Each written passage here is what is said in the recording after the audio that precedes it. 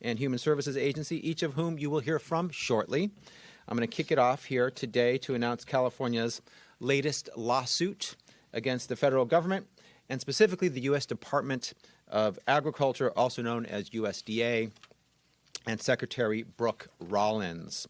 Using the current federal shutdown as a scapegoat, USDA has unlawfully suspended funds for the Supplemental Nutrition Assistance Program, SNAP, for the first time in the program's history, informing state agencies that the federal government will withhold all November benefit payments. Trump and Rollins are cutting off benefits for more than 41 million Americans. 41 million Americans, red states and blue states, folks who rely on SNAP to put food on the table, even though there are billions of dollars in contingency funds and other funds that could be used to provide SNAP benefits during the shutdown. They are doing this on purpose. It is deliberate. It is intentional. They have the funds. They're just not using them.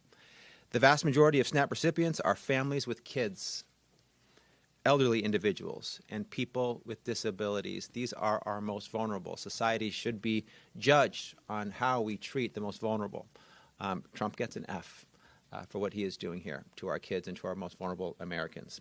Here in California, our SNAP program, CalFresh, supports 5.5 million Californians every month, including 1.9 million children. All of them are counting on this program. They're counting on their government to follow through on its promise and to provide the support that they need. In abruptly suspending SNAP, Trump and Rollins have broken the law. They have forced states to scramble to try and clean up the federal government's mess.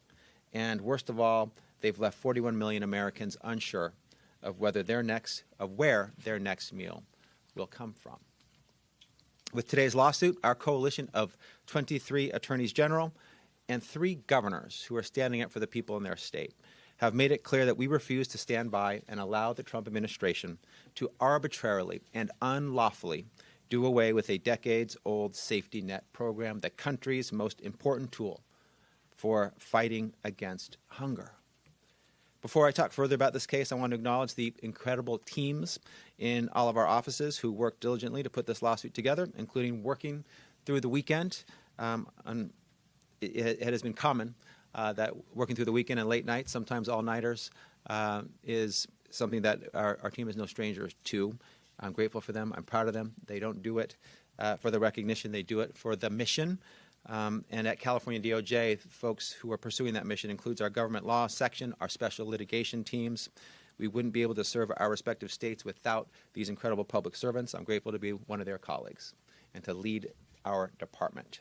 Which brings me back to this lawsuit and the unlawful suspension of SNAP benefits. I want to first back up a bit to explain the timeline here. On September 30th, ahead of the imminent shutdown, USDA issued a, quote, lapse of funding plan that stated that Congress's clear intent is that SNAP should continue, even if there is a lapse in federal funding. They said that on September 30th. The plan also stated that Congress, which created and funds SNAP, has provided multi-year contingency funds to provide for the benefits in situations just like this. This is what the contingency funds are for, to be spent in times like this. Based on 2 congressional appropriations, we believe that USDA has up to $6 billion in contingency funds and possibly more to fund SNAP.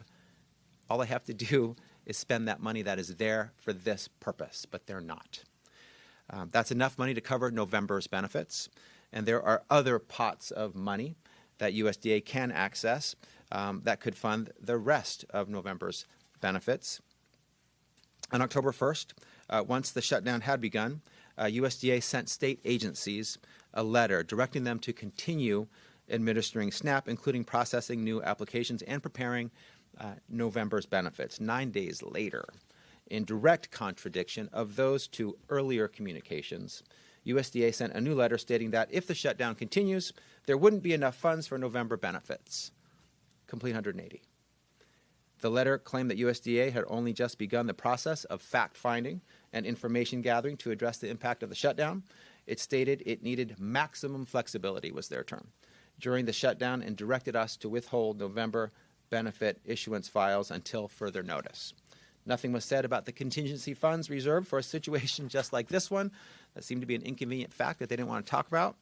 Nothing was said about USDA's prior communication that said the opposite. They ignored their communications from just days earlier. Nothing was said about the families that would be left high and left dry come November.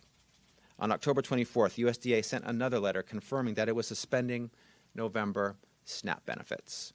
That same day, USDA issued a memo claiming that it had no legal authority to use contingency funds and that tapping into the available funds would jeopardize other federal programs that need to be funded. But USDA provided zero basis of any kind, zero authority to support that claim. The next day, the SNAP website blamed Senate Democrats for the SNAP suspension and claimed, quote, the well has run dry, end quote. Mind you, there is a contingency fund with billions of dollars. That's the well that is supposedly dry. We know that's absolutely false, that the well has run dry. That claim is wrong. It's a lie.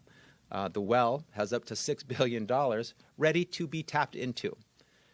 Trump and his administration are willing to put more than 41 million Americans at risk of hunger, at risk of food insecurity, at risk of malnutrition, if it gives them a new play in their twisted political game. They are playing politics while Americans go hungry. It is avoidable. They have chosen this path. The reality is that what the Trump administration is doing is illegal. The federal government has a legal obligation to provide SNAP payments to those who meet program eligibility requirements. The law is clear that USDA can't suspend SNAP benefits without first spending the money it has available, which it has not done.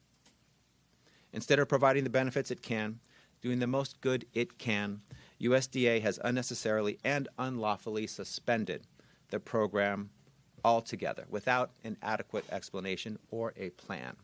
By failing to follow the law and fulfill its obligations, by flouting process and protocol required when dealing with federal programs and federal funding appropriated by the co-equal branch of Congress, by ignoring Congress's intent, by providing no clarity or further information to the states that actually have to run the program, despite our requests for more information, by failing to engage in any reasoned decision-making, and failing to consider the impact their actions will have on our states or the health and well-being of millions of Americans.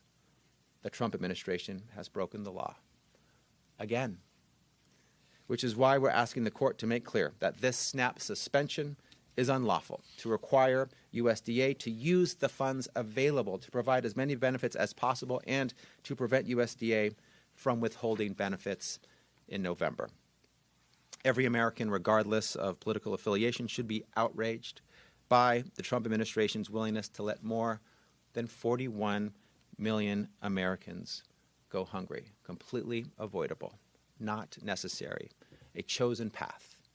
Cutting SNAP will leave families hungry, leading to malnutrition and dire health outcomes. When children go hungry, they struggle in school. They experience fatigue, depression, exhibit behavioral problems. Food insecurity results in higher health care use and costs, including more emergency room visits and hospitalizations, which will put undue strain on our healthcare systems and programs like Medicaid. In fact, lower-income adults participating in SNAP have been shown to incur about $1,400 less in medical care costs in a year than those who don't participate in the program. The country's need for SNAP does not disappear just because USDA has abandoned its responsibility to fund it. Instead, families will be forced to turn to state and local governments, community organizations for the food assistance they need, none of which are equipped or ready to fill the massive hole the SNAP suspension creates. In California, food banks already help support 4.6 million Californians facing food insecurity, and they're already struggling to fulfill those needs in the face of other federal cutbacks, including $500 million cut in food deliveries earlier this year. Since the suspension was announced, our state agencies have been left to hold the bag. State agencies are required to continue operating our SNAP programs even when the federal government has suspended benefits. That means with little notice, our states have to continue processing applications, knowing the applicants won't receive the benefits they're applying for. We've had to spend our limited resources on creating urgent new messaging campaigns and delivering the terrible news to families that they won't get the help they need to buy groceries come November. We've been saddled with new administrative costs, and through it all, we don't even have a plan or clear direction from USDA. Meanwhile, our economy is about to feel the hit of SNAP's disappearance. Stores and farmers will lose out on the business they expect from SNAP recipients. In California, we're talking about 26,600 grocers, farmers markets, and other businesses that accept SNAP payments. USDA itself has estimated that every $1 in SNAP benefits generates more than $1.50 in economic activity, a 150% return for our economy now gone. The irreparable harm to families and individuals who count on SNAP, the harm to our states and state agencies, and the harm to our economy is immense and imminent unless USDA immediately reverses their decision. Trump and Rollins have made it clear that the millions of families who rely on our government for food assistance are not a priority. Kids who will be more focused on their grumbling bellies than what they're learning in school aren't a priority. Seniors, individuals with disabilities, and veterans, not a priority. Ending this government shutdown isn't a priority. Trump has made clear he's more focused on tearing down a historic building to build himself a gold-laden ballroom for lavish parties than ensuring American families can put dinner on the table. And the fact that Thanksgiving is mere weeks away is just salt in the wound. Just imagine the extravagance of Trump's Thanksgiving table while millions across the country don't know how they'll even buy a turkey. Trump and Rollins may be pointing at the shutdown as the cause of this disastrous suspension, but the USDA has historically continued the safety net program through shutdowns. We've been here before. This money has been spent before. It can and it must legally be spent now. As recently as 2021, the USDA and the Office of Management and Budget made clear that Congress intends for SNAP benefits to continue despite lapses in appropriations, and the USDA should use contingency reserves in that case. During the 2019 government shutdown, USDA acknowledged that contingency funds could be used to continue SNAP benefits. There's neither any legal basis or precedent for USDA's decision to suspend SNAP and desert more than 41 million Americans. It's untenable to think that the administration would stoop as low as letting people go hungry to try to win some political upper hand so they can bludgeon Democrats with it. It's time for the president and his administration to actually serve the people of this country and abide by the laws they swore to uphold. It's deeply disconcerting that 40 weeks into this presidency, California has already had to file 45 lawsuits against Trump and his administration, more than one a week. But that's the reality we're in. And you've got my word that my fellow Democratic attorneys general and I won't back down, whatever comes. We'll continue to stand up for our states, the people who live in them.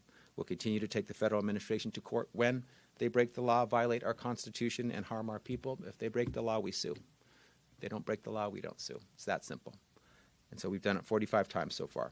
And before I turn it over to the governor and my colleagues here, I want to again thank the members of California DOJ's team who made this lawsuit possible. I want to shout out and thank Maria Buxton, Sebastian Brady, Liam O'Connor, Chris Kissel, Ryan Eason, and William Bellamy, a great team I'm proud to work with and serve with. And with that, please let me introduce Secretary Johnson, and we'll circle back for questions at the end. Secretary? Good luck, Secretary, after that. Jesus Christ, that was good. Yeah, Convinced me. Absolutely. I got nothing. Anyway.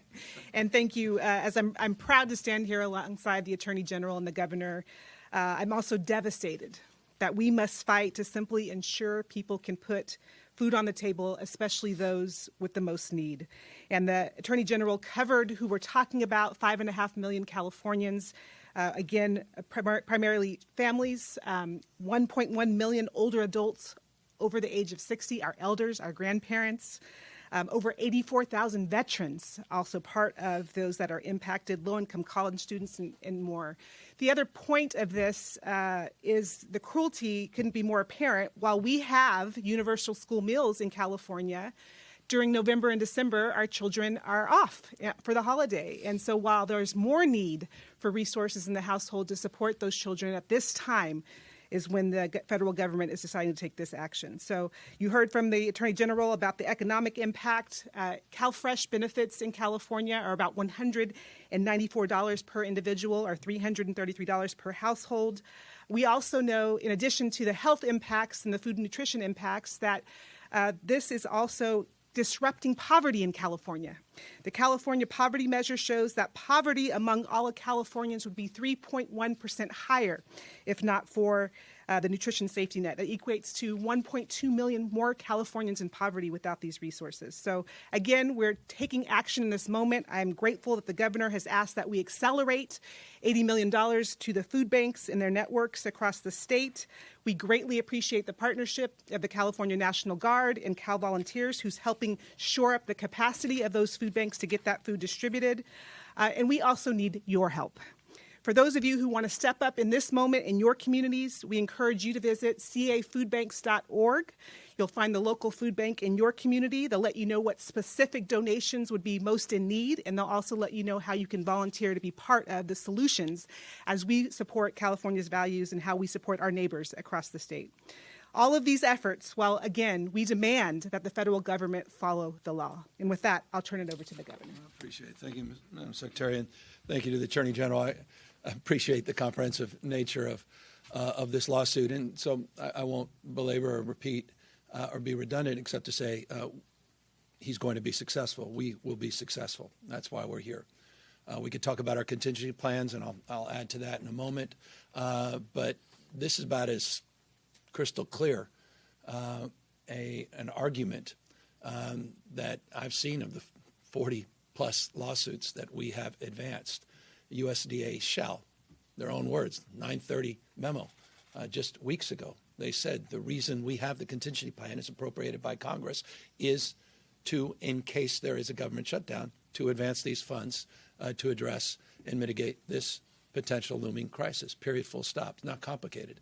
So I want to applaud the Attorney General and applaud those Attorney Generals across the United States, those three governors that stood up. I'm shocked, then again not, that other Republican state governors are not also joining this lawsuit. The impacts in their states, ironically, are disproportionate.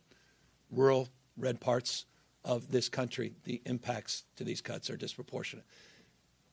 That said, the reason I'm not shocked is these are the same group of people in the Republican Party representatives that supported the big, beautiful bill that looked to cut $186 billion from SNAP over the next decade. They approved that. They promoted that. This is their policy. This is what they support. This is, in many respects, a preview of things to come. $186 billion 10-year cut to food stamps to SNAP in the big, beautiful bill, impacting in California. We estimate 395,000 people that will lose their coverage because of the new criteria and new requirements in that bill. I find it also interesting that the Senate is going to be having lunch today. Lunch to discuss cuts to food programs. Hope they enjoy their lunch. Just paint that picture. Attorney General painted the picture of the ballroom. I just want to paint the picture, the situational reality of what is and what is not occurring in Washington, D.C. The Speaker of the House of Representatives, remarkably once again, lied when he said, well, it's a government shutdown, there's nothing we can do about it. You can see the board right behind the Attorney General. There's been situations in the past consistently. This program has been funded during government shutdowns. He lied. Once again, he lied. It's also interesting to me because I spent a little time at a wonderful Jesuit university. If there was anything I remember about my 4 years with Father Cause, is that the New Testament and Old Testament have one thing dominantly in common. In Matthew and Isaiah, Luke, Proverbs, go down the list. It's around food. It's about serving those that are hungry. It's not a suggestion in the Old and New Testament. It's core and central to what it is to align to God's will, period, full stop. I say that because these guys need to stop the BS in Washington, D.C. So they're sitting there in their prayer breakfasts. Maybe they got an edited version of Donald Trump's Bible and they edited all of that out. I mean, enough of this. Cruelty is the policy. That's what this is about. It's intentional cruelty, intentionally creating anxiety for millions and millions of people, 5.5 million here in our home state. So, again, our state of mind is pretty clear. We're going to win this lawsuit.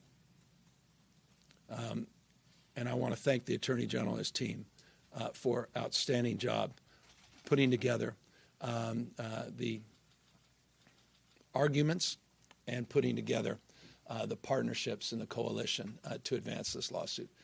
I'll close briefly.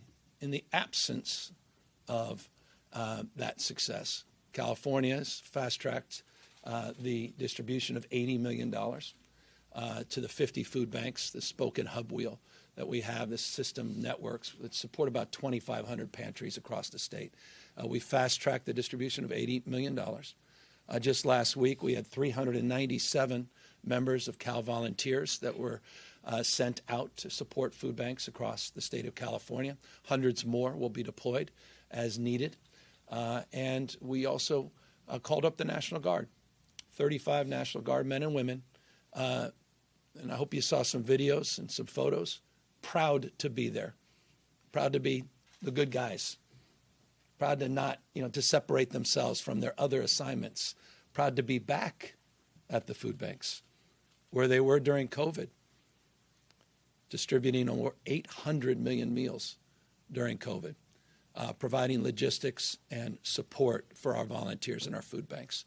We have a cohort of about 150 that are available as requested. We're not forcing the Guard on anyone, as requested. They were requested in Los Angeles, and we hope others will consider the same throughout the state of California. In the absence of that, again, we'll continue to support our volunteers through Cal Volunteers and individuals that want to volunteer food banks. Final thing. This is a holiday season. This is when food banks are already busy. This is when there's already a lot of pressure and anxiety. And anyone that's bought coffee, you understand prices are through the roof, record-breaking prices. Right? Inflation's out of control once again in this country. Ask any of us that bought a pound of beef. Many of you are buying Halloween candy. It's up 10.8%. Just since this administration took the oath of office. President, so desperate, he's overseas trying to clean up his mess. He's telling people to buy today foreign cars, which is extraordinary, and foreign beef. He's found $20 billion, didn't he?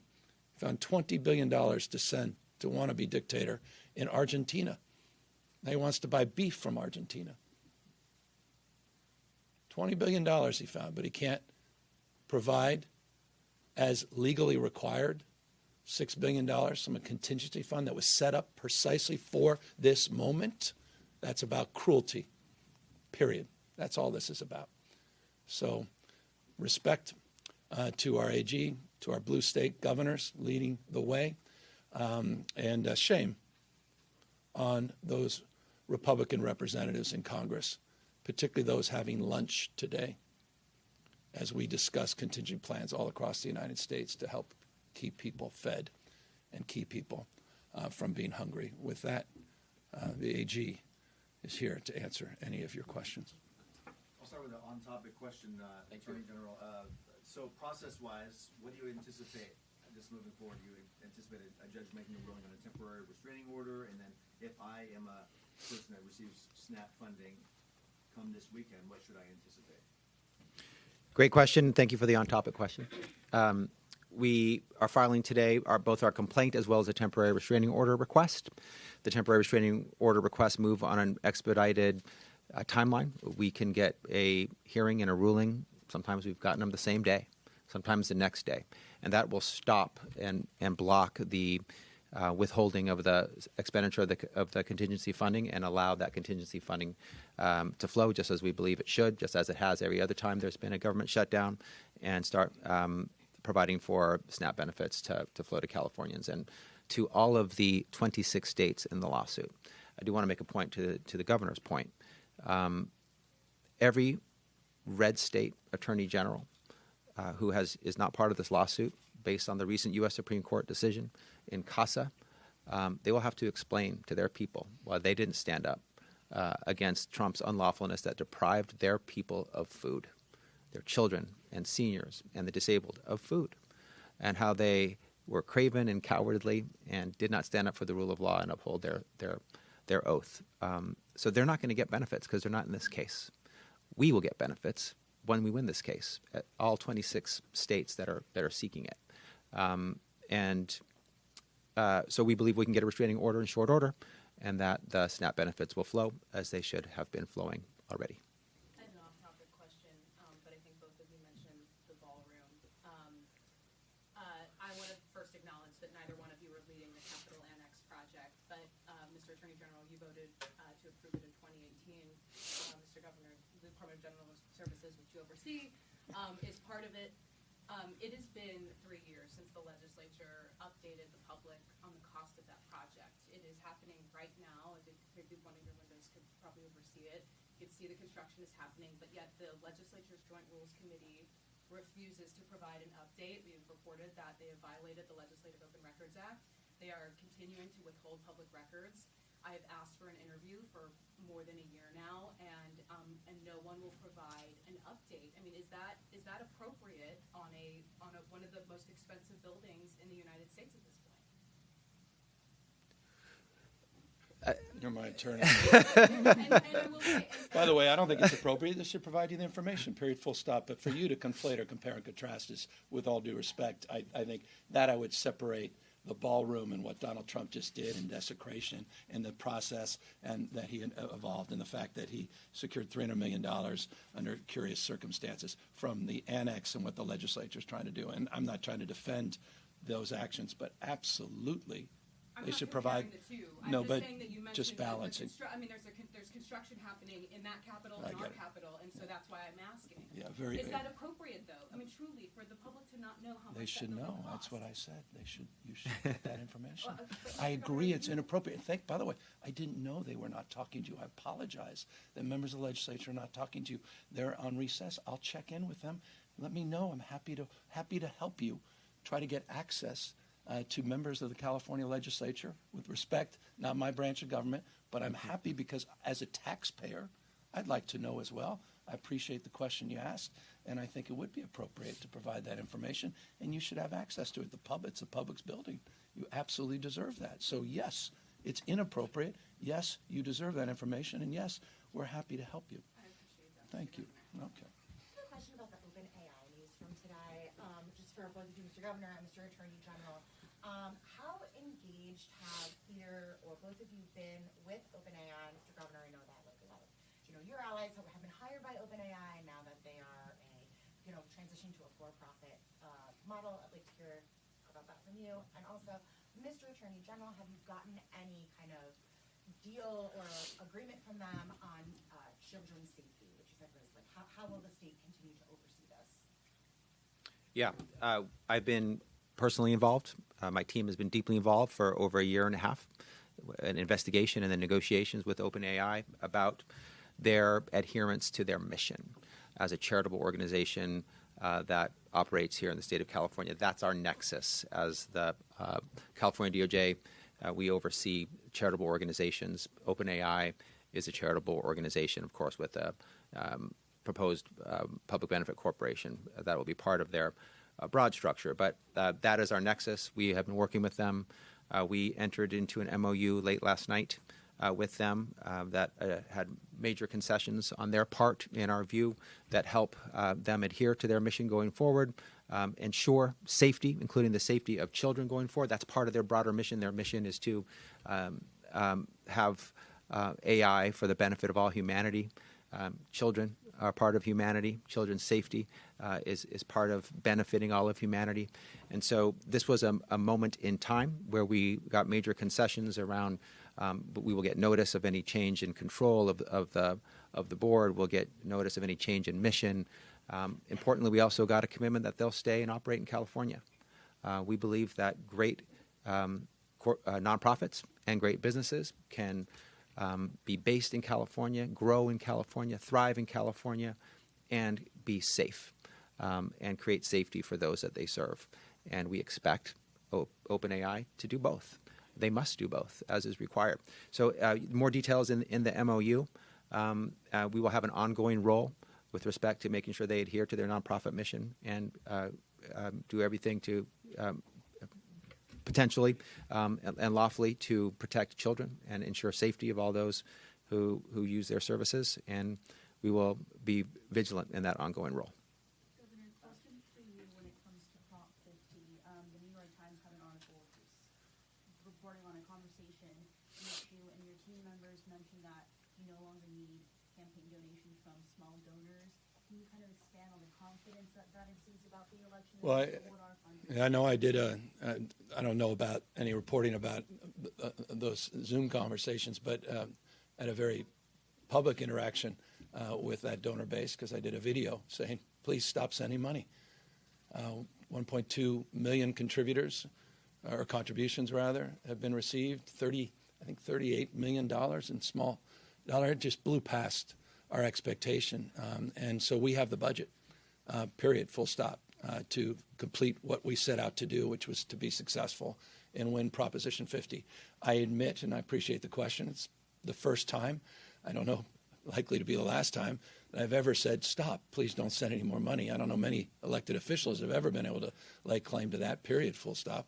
And I said, just, $10, $20, particularly now in light of everything we've been discussing here today about food insecurity and the like, is a lot of money to people. And so I said, please keep your money or redirect it to other causes. And we began to orient some consideration to that in Indiana and what the governor just did with a special session there, which is extraordinary, considering the coercion that's gone on in Indiana to do this mid-decade redistricting and to other states and other causes. So that's it.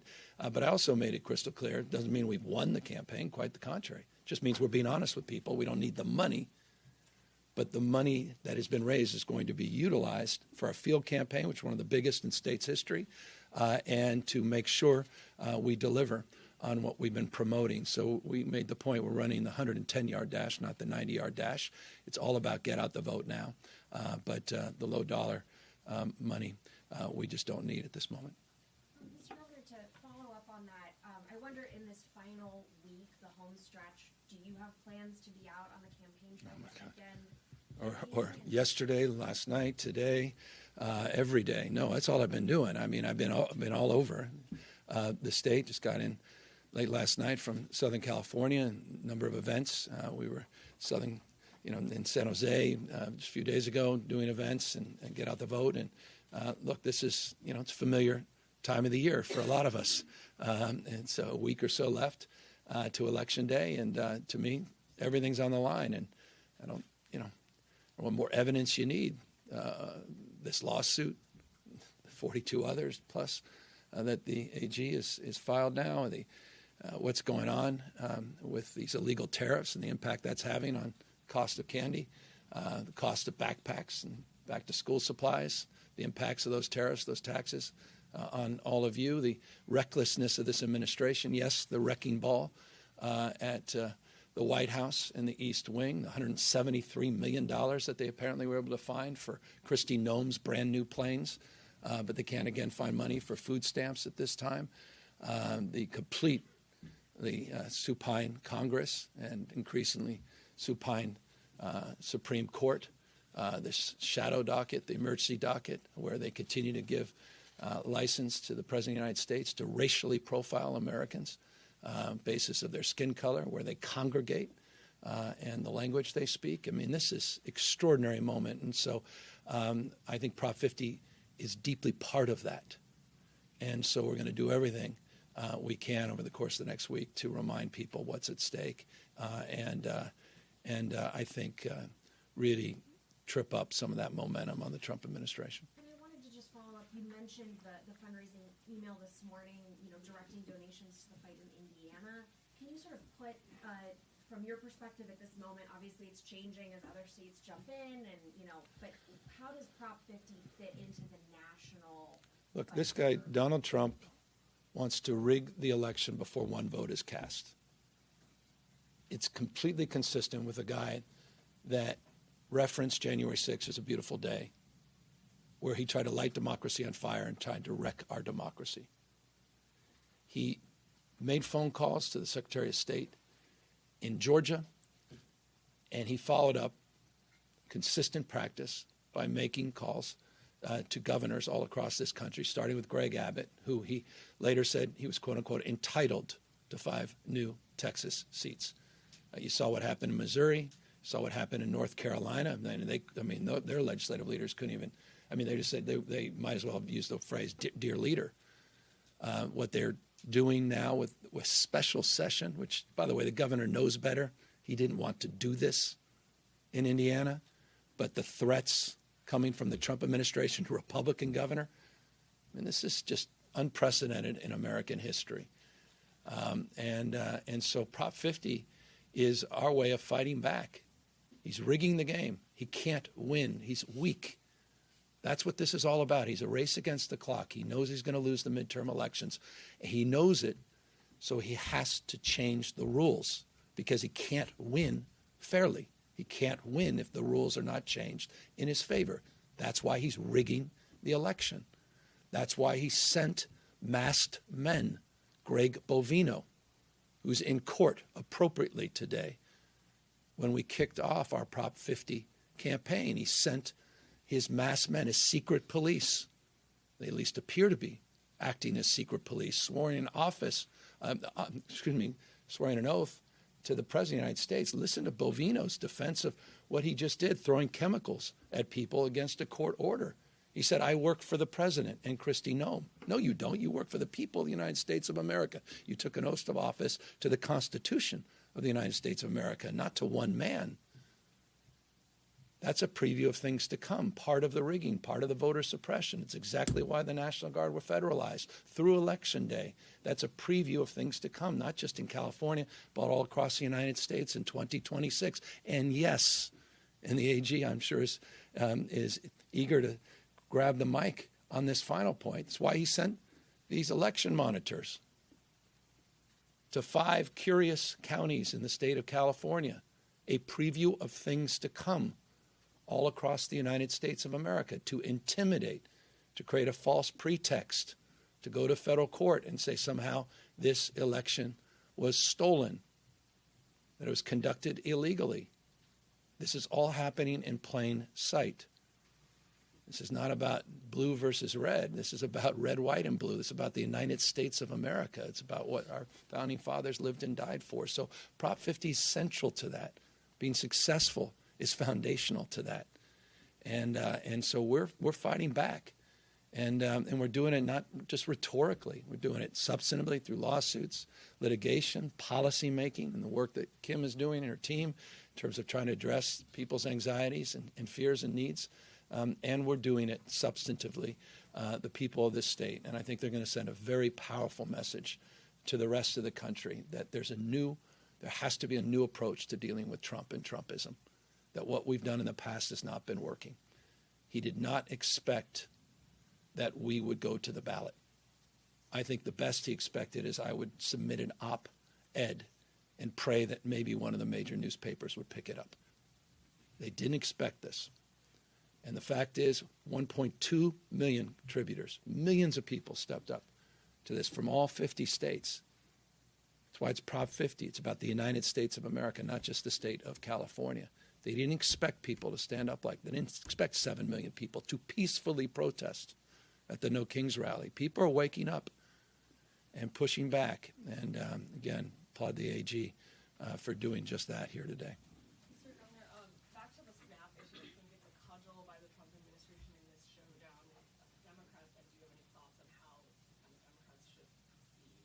And I also have a follow-up. Josh Hawley is trying to restore SNAP benefits. How serious is that? I applaud anyone that wants to restore sanity and restore benefits for those in need. So I appreciate that effort to the extent that it's a sincere effort, not a tactical effort. But as it relates to the shutdown, I think the Democrats have asserted themselves brilliantly on behalf of a core value, and that is health. They've highlighted, they're unified, they've highlighted an issue that transcends, that connects all of us together. and these extraordinary and exorbitant increases to healthcare costs that are going into effect at the same time they're cutting food stamps and benefits. Again, I'll connect back to the big, beautiful bill. There's an origin story here. It connects a thread. The largest cuts to Medicaid in American history were supported by Josh Hawley and the Republicans.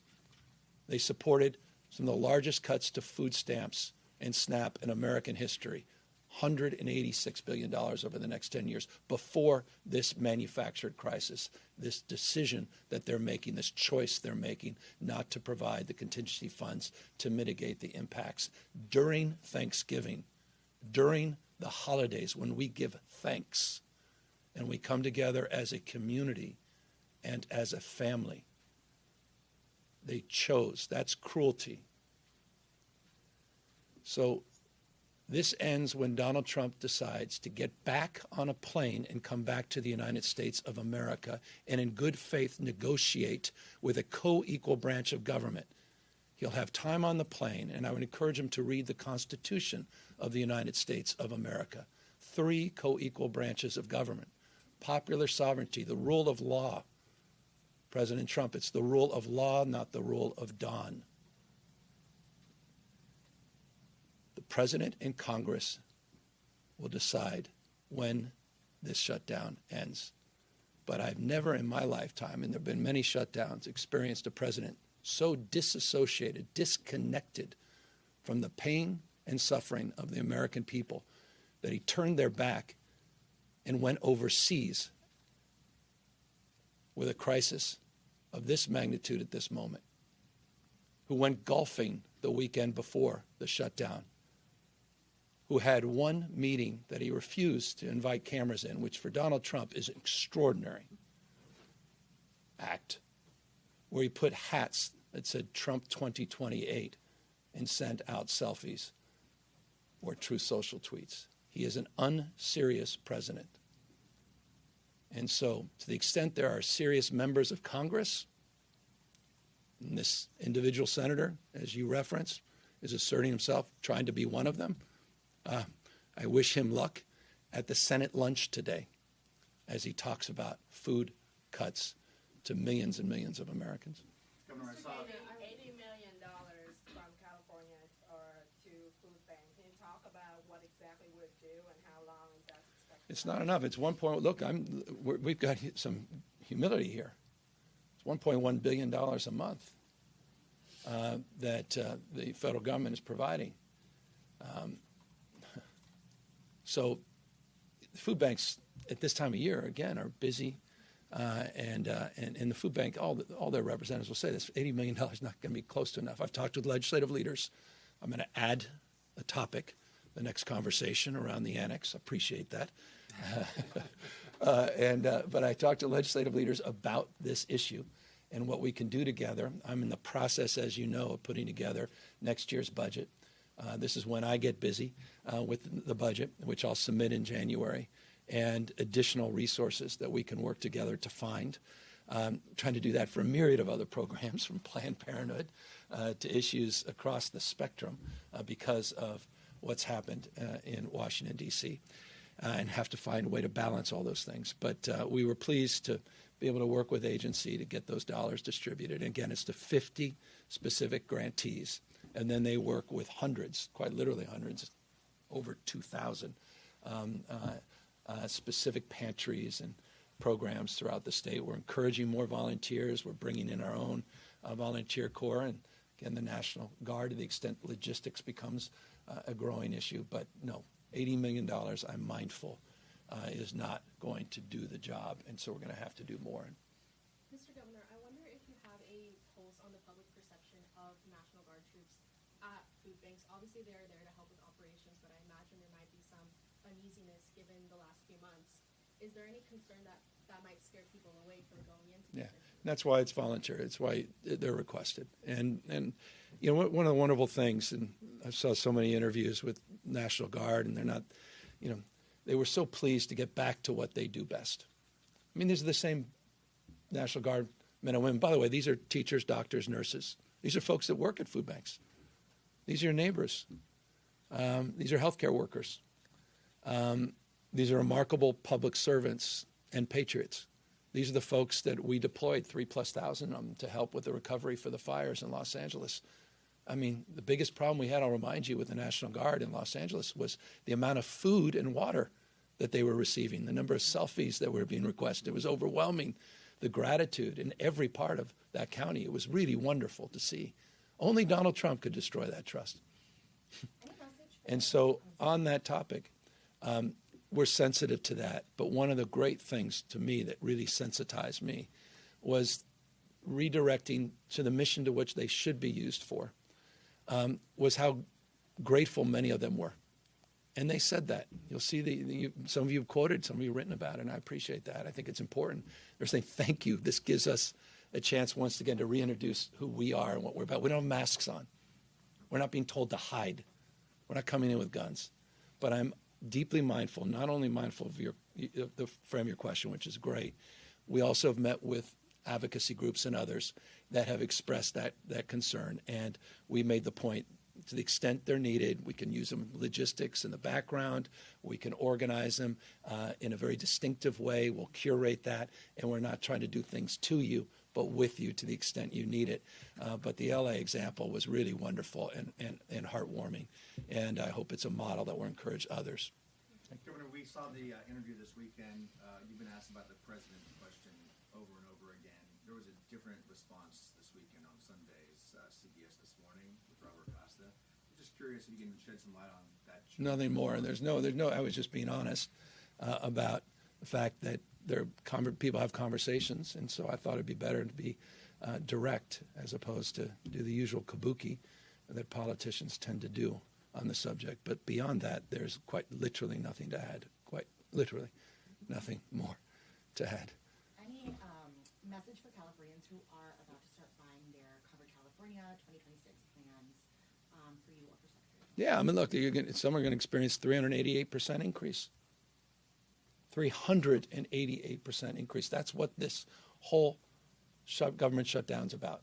To have the backs of tens of millions of Americans that are going to face unprecedented increase in their health care costs. We're living in a state with 6.4% uninsured. I want to contrast that, for example, in relationship to Prop 50. Greg Abbott, I believe the last time, you can quote me, but with an asterisk, the last time I checked, their uninsured rate was 16.7%. It's a taker state that takes more federal money and still provides less. 16.7% uninsured rate. California was at 6.4%. First state to provide universal health care regardless of pre-existing conditions, ability to pay, and regardless of your status. And then we run right into this brick wall with these subsidies. And the impacts are outsized for the state of California because of the number of people that rely, disproportionate number in our state that rely on these subsidies. So you saw, and we've put out charts on the Bronze Plan at Blue Shield and others. I mean, these are jaw-dropping increases, and those notices are going to go out. They went out, and we were pretty candid about it. Congress and the president have not been able to agree, and as a consequence, the premium increases are going to skyrocket. And so we're doing all we can to continue to support our leaders in Congress, House and Senate, to hold the line on behalf of Californians and the American people to support those subsidies. Not only support them in the short run, but support extending those subsidies beyond November of 2026. And we have time for just one more question. Mr. Bonta, are you staying out of the governor's race still? Is that still a plan for you? Well, I haven't said I wasn't going to run for a third term. I am staying out of the governor's race. I am honored, grateful, feel it's a privilege to serve as AG anytime, and particularly in these times. This is the most important moment and the most important job I've ever had. I want to give everything I have to it, my time, my attention, my passion, my energy, my focus. We have more than one case a week. We're fighting for the future of our democracy, rights, protections, the rule of law, our Constitution, and I want to be central to that fight on behalf of the people of this great state and this great country. So I'm completely focused on being the best AG I can. If I did have a third term, I wouldn't want to lose him as AG. He's doing an exceptional job, so I like that answer. Even if you thought that was a political, I don't know. You may have thought that. I don't know. Thank you, guys. Thank you.